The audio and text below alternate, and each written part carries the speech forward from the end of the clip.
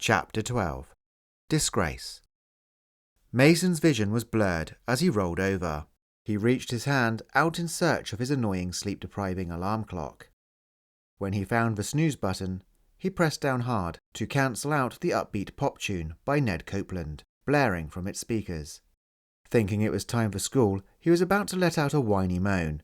But then, realizing it was Sunday, his frown turned into a gleeful smile. His groan turned into one of delight as he flipped his pillow to the cool side, which felt heavenly against his painfully swollen face. As he drifted back to sleep, his eyelids flickered and grew heavier by the second, until his alarm clock, unexpectedly, resounded and he caught the hazy image of two cloudy grey eyes knelt at the side of his bed, watching him intensely. With the feeling of being electrocuted, he shot up like a bolt, leaping back against the wall. With his arms out attempting to get as flat against the surface as possible, feeling like he had seen a ghost, the whites of his eyes were on prominent display, and he was taking shallow breaths to the point he thought he might hyperventilate. "Oh good, Mason. You are awake. Don't you just love this song?" the happy voice observed. "Have I got some news to tell you?" With the shock over, Mason collapsed onto his mattress and made many wheezy failed attempts to berate Chloe for sneaking up on him while he was sleeping. As his breathing slowed and the shock passed, Mason demanded, "Chloe, what are you doing here? Did my parents let you in?" Chloe just stared back, inspecting the left side of his face where he had been punched. "No? What happened to you?" "Hunter is what happened to me," Mason scowled angrily. "Wait, you mean to say you've perfected your power, and you shadow-ported in through my wardrobe?" "Gloomgated," she snapped, raising her voice to correct him. "That name really is terrible," he replied, still in a grumpy, lethargic voice. "Well, I aimed to gloomgate into your wardrobe, but ended up in your attic again," she sheepishly admitted. Bemused, Mason asked, "Seriously, Chloe, what is it with you in my attic?" Refusing to let Mason put a dampener on her gift and frame of mind, she began to tell him the startling revelations about her ability. In order to gloomgate from one place to the next, she needed two things: a dark place to enter and another to exit. She had found that out the hard way yesterday, when she was exploring her spooky skill. When she had teleported home, normally she would emerge from under her bed, but her mother had stripped her overhanging bedding from her bed to be washed, and she ended up reappearing inside her old wooden Victorian-style dollhouse, which lay dormant under a sheet in the corner of the room. With both her arms hanging out the sides upstairs, her legs out of the bottom front windows, and her head poking out of the roof, stuck in this predicament, she was left no option but to throw herself against the wall, smashing and breaking her way free from her toy prison. When her parents discovered her, hearing the calamity coming from her room, she was grounded for 3 weeks. Thinking Chloe would like to know what she had missed at the twins' party, other than him getting his face pounded, he interrupted and told her about how he saved Olivia Davenport from the mysterious animal. He was intrigued when Chloe agreed with him, when he told her about the size of the birthday cakes. "I know, and did you taste the strawberries? I dipped mine in the chocolate fountain, all those flavoured meringues. It was sugar heaven," she revealed. "But you didn't go," Mason pointed out. Her face went as red as her hair, as she realised she had confessed her bumbling incident that she was putting off revealing to Mason. "I had absolutely no intentions of going," Chloe sounded matter-of-fact. "But as I gloomgated around, I guess subconsciously I really wanted to go after all. I was on the far east side of town, and next thing you know, found myself at the party." "You weren't by any chance wearing purple, were you?" Mason asked. Chloe was surprised. "Yes. I didn't think anyone saw me. I was wearing my purple coat. How did you know?" Mason remembered seeing something out of the corner of his eye on the balcony, and due to her elevated position, asked her if she had any information on the beast that had crawled away. Chloe had been present during the attack, but as it was dark, she was far too busy being careful not to be spotted.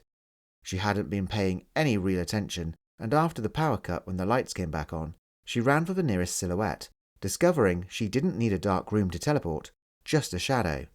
Relatively new to the art of gloomgating, there was one thing Chloe was sure of, and that was, most of the time, no matter where you were going, you would end up being unable to see where you were once you got there. Reaching out for clues, Grasping at pieces of cloth, she came across a light pole. Upon illuminating the room, she found herself inside someone's walk-in wardrobe.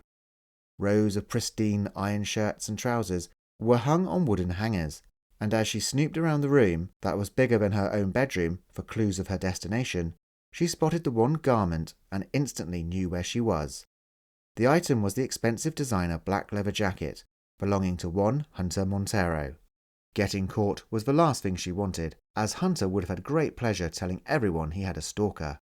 She pulled the cord again so she could plunge back into darkness, but as she tugged the string, it came away from the ceiling, leaving her with no means of escape, except using the door, like everyone else.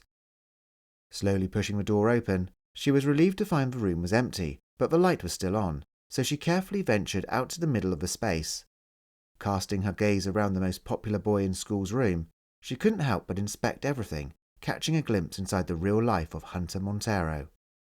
With a monster-sized DVD collection and an ensuite bathroom with enough hair care product to rival the local hairdressers. Getting sidetracked, she looked in a full-length mirror when she spotted something odd but particularly recognizable at the back of a shelf. She went to investigate, and as she gazed mesmerized by the object, she became as giddy as a hysterical teenager when she noticed the inscription on the front. "Chloe Matilda Draper," Mason said disapprovingly. "You mean to say you were snooping? That's an invasion of privacy. What did you find? Spill." Chloe told Mason there was something more important to tell him. Reaching out to flick off the light switch, she was almost there when she heard footsteps, and the doorknob to the bedroom turned. Exposed, in the open, she slapped her hand to her face, covering her eyes, in a foolish hope if she couldn't see Hunter, he couldn't see her. Peeking between the cracks of her fingers, the door began to open. But as soon as she was about to be discovered, another familiar voice from beyond the door in the hallway called, "Hunter, why are you hanging around up here? You should be a gentleman and show a girl around. And, oh, is that your bedroom?" Slam! The door closed as a secretive Hunter shut it behind him. "Hey, Abigail," Hunter said. "There's nothing of interest up here. Let's go find the others. I think they're in the back garden." When the coast was clear, she finally managed to switch the light off. In doing so, she caught a whiff of an intoxicating smell emanating from downstairs, but before she could think of what was making the sweet smell, she had already teleported behind a thick curtain in the dining room. Dipping the fresh ripe strawberries in the chocolate fountain, she then proceeded to randomly pick at the desserts, and couldn't resist diving her slender finger into the side of the enormous red cake's icing and savouring the glorious taste. As people started to congregate in the courtyard, she aimed to run upstairs back to Hunter's bedroom, returning to the dark. But before she could reach his bedroom, she found her escape was blocked by other guests and had to deviate and take a different path. As she snuck through the lavish kitchen, she arrived at a dead end and was stuck. With her mind set on getting outside, she double-backed again when all the lights suddenly went out and she found she had teleported onto the balcony, facing onto the back garden. "This is the thing," Chloe said, confused, trying to understand the situation. "I didn't think much of it at the time, but when I was up on the balcony, I did see something, but I thought it was just an ejected party crasher.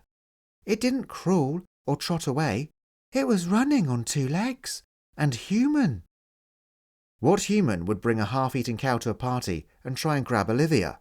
Mason sat on his bed, pondering, as the whole occurrence grew more and more weird. "Quick! Quick! Come and look!" shrilled an excited voice from downstairs. Stood peering with her nose and forehead firmly pressed to a pane of glass, Helen McQueen was pointing out the window to the ground. "I've done it!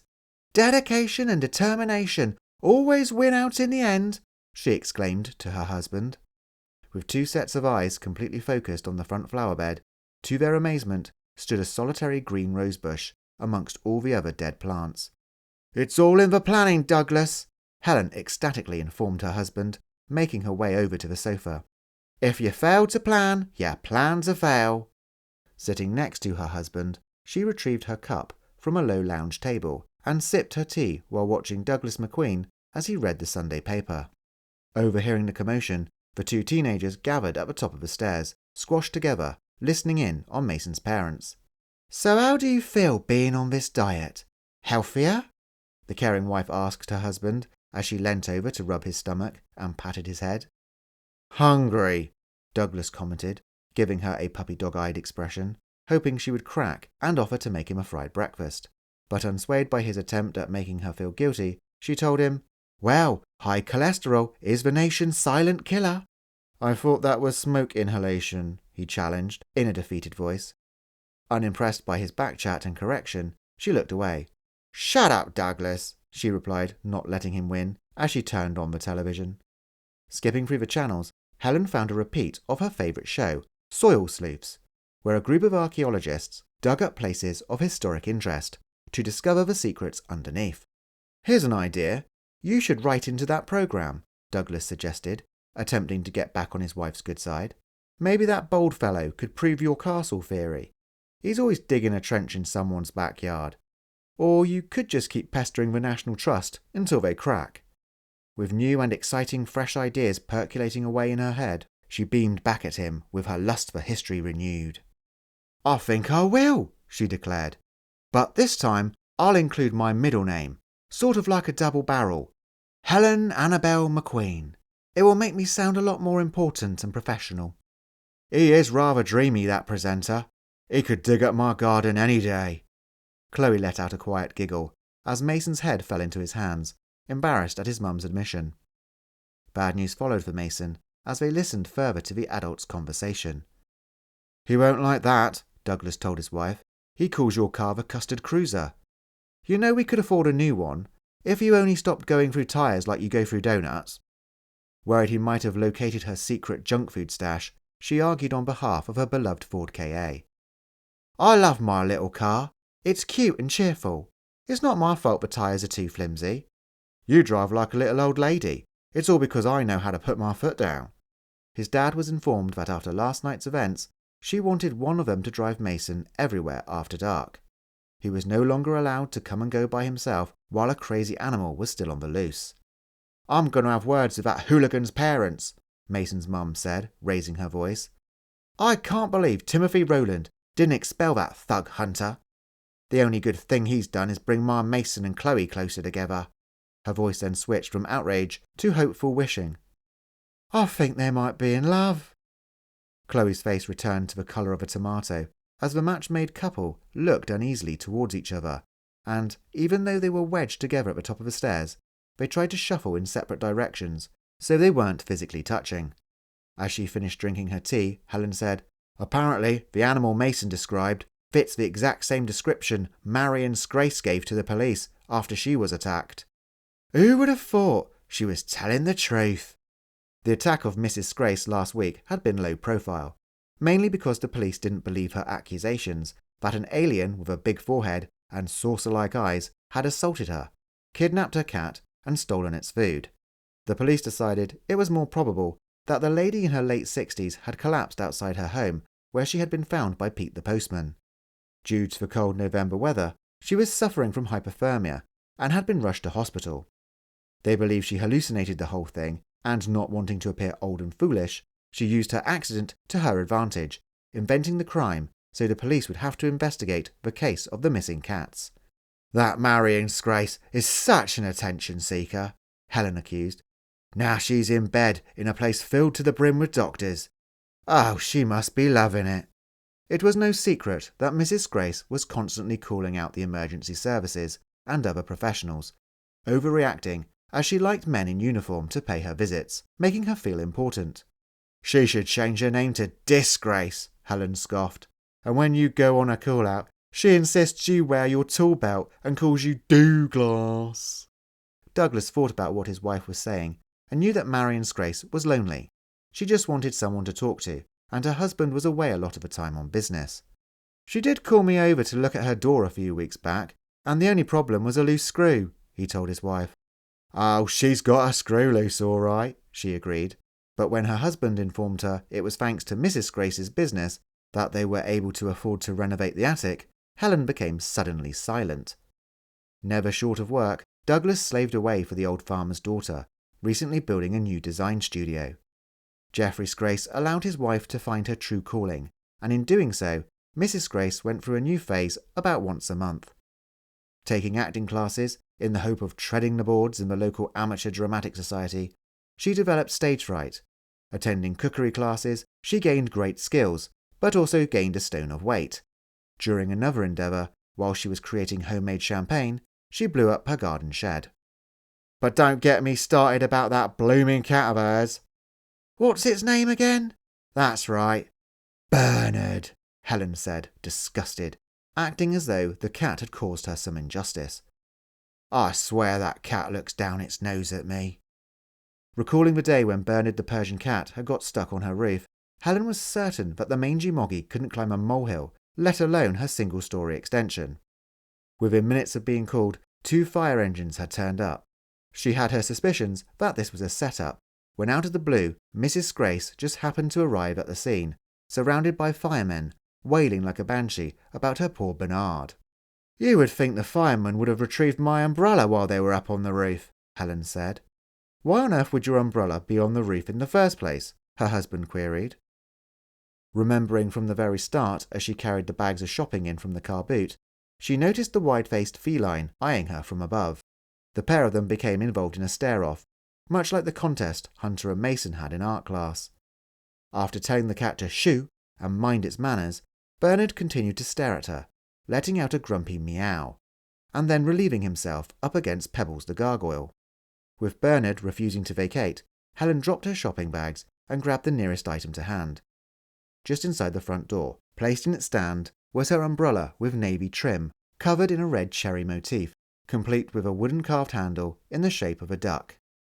"I may have thought I was helping to coax it down off the roof when I threw it up there," she replied, looking guilty. "It was urinating all over my lovely statue." Douglas cocked one eyebrow. "I thought it was Mason's statue. It was he who wanted it." He began to disbelieve her recollection of events which, coincidentally, had happened when he was momentarily absent. Paying no attention to her husband's detective work, she continued, "It's a shame Mason got rid of his dog.